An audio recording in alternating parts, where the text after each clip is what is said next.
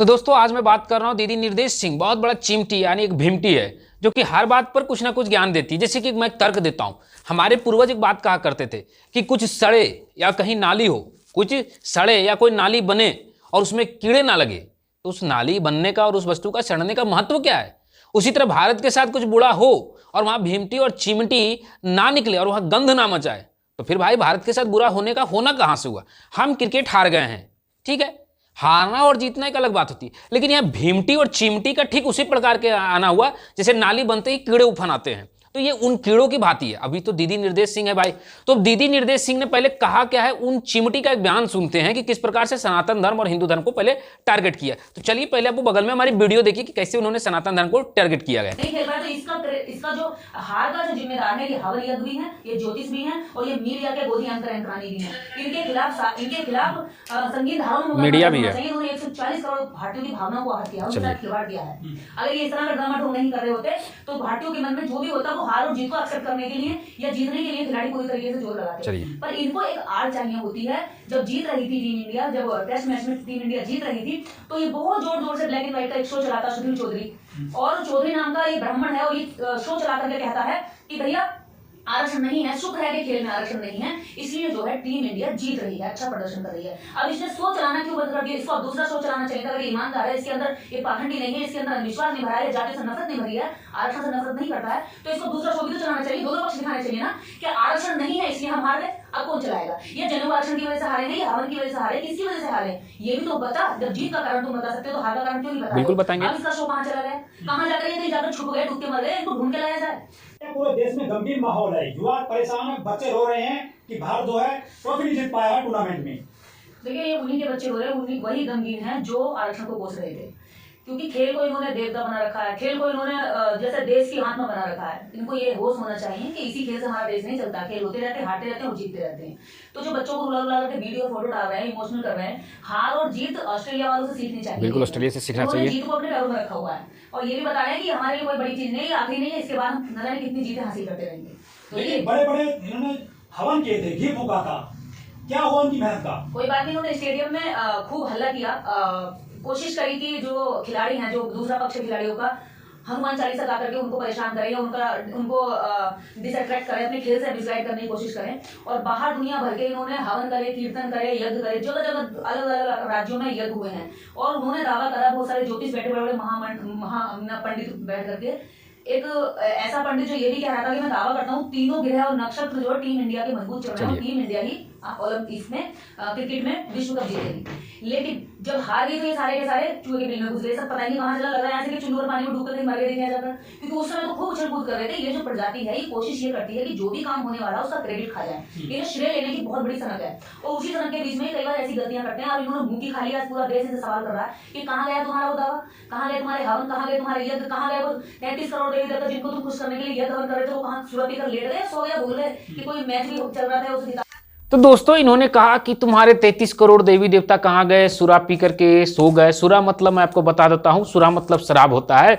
इसके ऊपर एक कबीरदास का दोहा है, ऊंचे कुल की जननियां करनी ऊंच ना हो, सुर सागर सूरा भरा साधु निंदा हो। सुर सागर सूरा भरा, सुर सागर मतलब यहाँ पे लिखा है सुर सागर सूरा भरा। सुर मतलब होता है सोना, तो सोने का कलश में अगर सुरा यानी कि शराब भर दिया जाए तो भी साधु का निंदा ही होगा। तो सुरा का अर्थ होता है संस्कृत और अवध में शराब। इन्होंने कहा कि तुम्हारी 33 कोटि शराब कहाँ गए थे या देवी देवता क्या गए थे।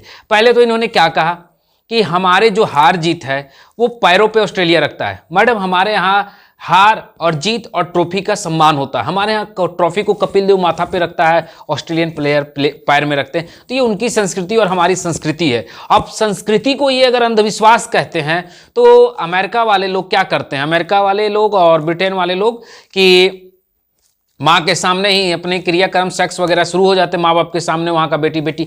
तो ये हो सकता है दीदी निर्देश सिंह भी सेक्स वगैरह अपनी माँ बाप के सामने करते हो। ये ऑस्ट्रेलिया और अमेरिका के नेचर को मानते हैं, तो हमें नहीं पता। हो सकता है अपने बाप के साथ में दारू पी के सुअर से मुँह चटवाती हो नाले में, तो ये उनकी अपनी पड़ता है, तो ये मुझे नहीं पता था। खैर इन्होंने मैं बात करूँ, इन्होंने कहा 33 कोटि देवता तुम्हारे शराब पी करके सोए थे। चलिए मैं बगल में एक तस्वीर दिखा रहा हूँ, इसे देखिए। ये नकली बुद्धिस्ट लोग हैं, ये नकली बुद्धिस्ट लोग हैं जो कि अपने हाथ में लेकर के बैनर खड़े हैं और बोल रहे हैं कि भारत जीत जाए।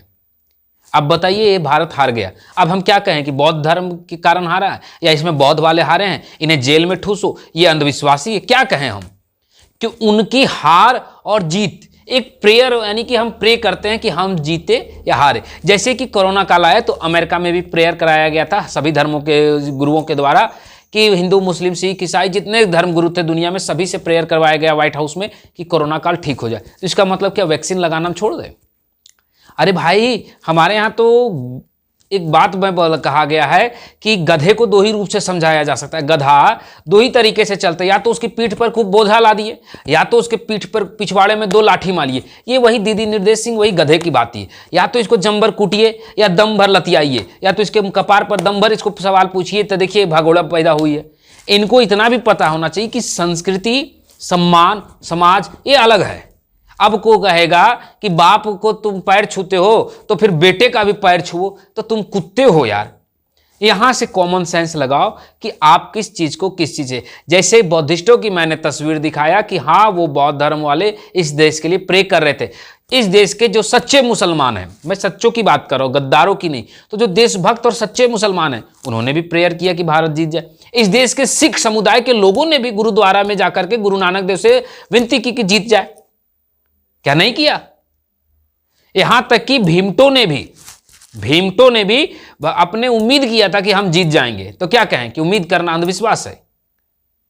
तो ये चिमटी, मैंने कहा कि मैंने आपको पहले ही कहा था आप नाली बनाइए और उसमें कीड़े ना आए तो नाली महत्वहीन है। उसी तरह भारत के साथ बुरे हो तो वहां पे चिमटी नामक कीड़े यानी कि दीदी निर्देश सिंह जैसे जो कीड़े मकोड़े होते हैं, ये उठ नाली के कीड़े मकोड़े के भांति अगर ये नहीं आएंगे तो कीड़े मकोड़े नहीं आएंगे तो फिर उस नाली का महत्व क्या होगा? यानी उस हार में आपके दुख को और भी पीड़ादायक बनाया जाए, ये काम कौन करता है? नाली पहले से ही गंदा होता है, उसको और गंदा और बदबूदार बनाता कौन है? उसमें लगने वाले कीड़े। उसी प्रकार से आपकी हार को और दुखद कौन बनाता है? तो ये भीमटे और चिमटे जैसे नकली बुद्धिस्ट। मैं बात कड़वी बोल रहा हूं पर सत्य बोल रहा हूं। तो चिमटी दीदी से मैं एक ही चीज कहना चाहता हूं इस नकली भीमटी चिमटी से कि दीदी अपनी ज्ञान को अपने पास रखिए, और अगर आपको लगता है कि बहुत बड़े बुद्धिस्ट ज्ञानी हैं तो मैं हर शनिवार और रविवार अपने यूट्यूब पर लाइव आता हूं रात को 9 बजे। एक बार आ जाइए, थोड़ा आपकी ज्ञान को भी परख ले कि कितने आप सनातन पर ज्ञान रखते हैं। खैर दोस्तों, जय मां भवानी, जय मां शारदे। आप बताइए कि आप ऐसे चिमटी के बारे में यानी नकली भीमटी या बुद्धिस्ट के बारे में क्या सोचते हैं?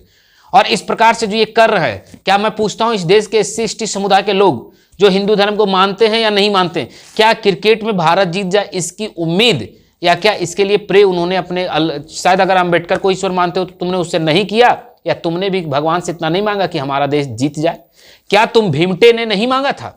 इस देश में जय भीम वाले भी इस देश की जीत की कामना कर रहे थे, तो क्या कहे कि उनकी कामना ही इस देश को हरा दी। क्योंकि हम आपके जैसे गधे नहीं हैं। आप क्या करते हैं कि आपको अपनी चेहरा चमकाने के लिए आप हमें दोष देते हैं कि वो भारत के, लेकिन हमें पता है कि जो भारत का हितैषी है हमें हर स्थिति में उसके साथ खड़ा होना। और जय भीम में लिखने वाले जो लोग आज भारत के लिए प्रेयर किए थे कि भारत जीत जाए, चाहे वो अम्बेडकर से करे, चाहे वो बौद्ध से करे, गौतम बुद्ध से, हम दोनों के सहयोगी हैं और दोनों से एक ही चीज कहते हैं, भाई आपका प्रे अच्छा था लेकिन शायद जीतना हमारे कर्म में नहीं था। हम उन्हें भी एक ही चीज कहते हैं कि आपने प्रेयर किया, आपने बहुत अच्छा किया और मैं आपके साथ हूं।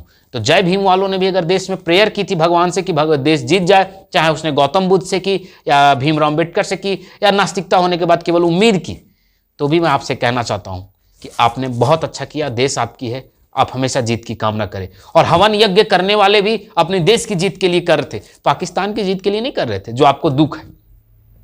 अपनी देश की जीत के लिए अगर कोई हवन करे या यज्ञ करे तो सोचिए इस नकली चिमटी भीमटी दीदी को कितना तकलीफ होता है। ये लोग हिंदू विरोध में इतने पागल हो गए कि ये देश विरोधी बनते जा रहे हैं। आप इस चीज पर क्या कहना चाहते हैं कमेंट बॉक्स में बताएं। और सारे भीमटे और जितने भी आप दलित हैं या ओबीसी हैं, इन भीमटों से नकली बुद्धिस्टों से दूर रहें और केवल अपनी बुद्धि से आप सभी SC/ST और ओबीसी समुदाय वाले जो देख रहे हैं अपनी मस्तिष्क से सोचिए कि क्या ये वास्तविकता में सनातन विरोध है या सनातन के नाम पे कहीं कहीं देश विरोध भी है, या उन सनातनियों का अपमान है जो देश के लिए जीत की प्रेयर करते, उनका अपमान करना क्या ये देश का अपमान है या नहीं है। जय मां भवानी दोस्तों।